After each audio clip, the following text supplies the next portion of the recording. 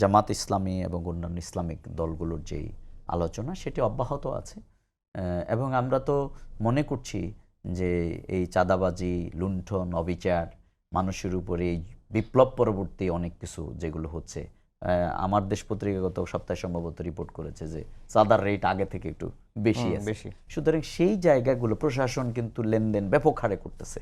Police প্রশাসন আগের জায়গায় কিন্তু সেই ভাটবটোয়ারার জায়গায় চলে গেছে, রাজনৈতিক দলগুলো করতেছে। এবং আপনি টিআইবির একটা রিপোর্ট যেটা কামাল ভাই বলেছেন, 92% অপরাধ এই বিপ্লব উত্তর এটা বিএনপির মাধ্যমে সংগঠিত হয়েছে, আওয়ামী লীগের 22% হিসাব দিয়েছে।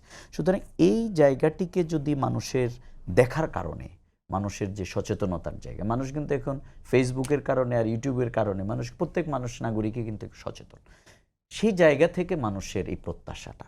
তো জামাত ইসলামী অন্যদের সাথে এবং এর বাহিরেও যারা জাতীয়তাবাদী শক্তি, তারাও এর সাথে হয়তো আপনি দেখবেন যে ইলেকশনের সময় অনেকেই হয়তো বেরিয়ে আসে এর সাথে যুক্ত হবে।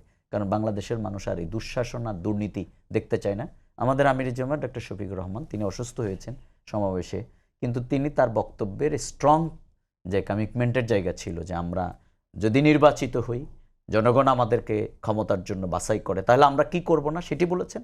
আর অন্যতম একটা যেটা জাতীয় পত্রিকায় আপনার হেডলাইন করেছেন যে আমরা এই ফ্যাসিবাদের বিরুদ্ধে লড়াই করে আমরা বিজয়ী হয়েছি, আগামী দিন আমাদের বিজয়ের জায়গা আমরা ঠিক করেছি দুর্নীতির বিরুদ্ধে।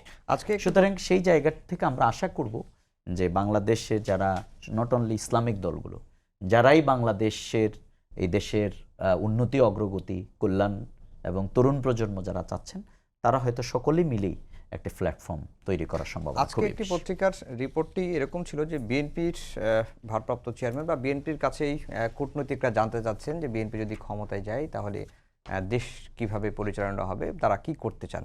আমি যদি এই প্রশ্নটা আপনাদের করি যে আপনারা যদি ক্ষমতায় যান বা ইসলামী দলগুলো যদি ক্ষমতায় যান, তখন আপনারা কিভাবে দেশ পরিচালনা করবেন?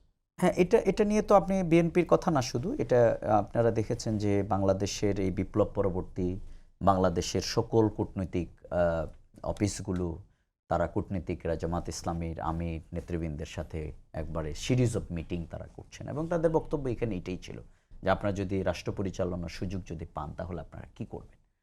আমি মোটা দাগে যে দুইটা কথা বলেছি, আমরা আমাদের এই বাংলাদেশের এখনও বাংলাদেশের মানুষ কিন্তু সামগ্রিকভাবে কিন্তু অসৎ না, বরং তাদেরকে কিছু লোক অসৎ করে অপরাধের দিকে তাদেরকে এই যে আপনি পুলিশ প্রশাসন যদি বলেন, এখনো 60% অথবা এর থেকেও বেশি হোয়াটএভার আই ডোন্ট নো মানে পাবেন যারা সৎ।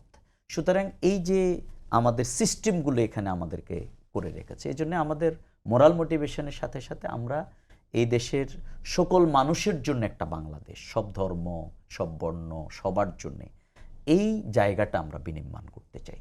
এবং আমরা মনে করি ছাত্র সমাজের এবারে যে স্লোগানটা মোর সিগনিফিকেন্ট, উই ওয়ান্ট জাস্টিস, একটা স্লোগান তারা দিয়েছে।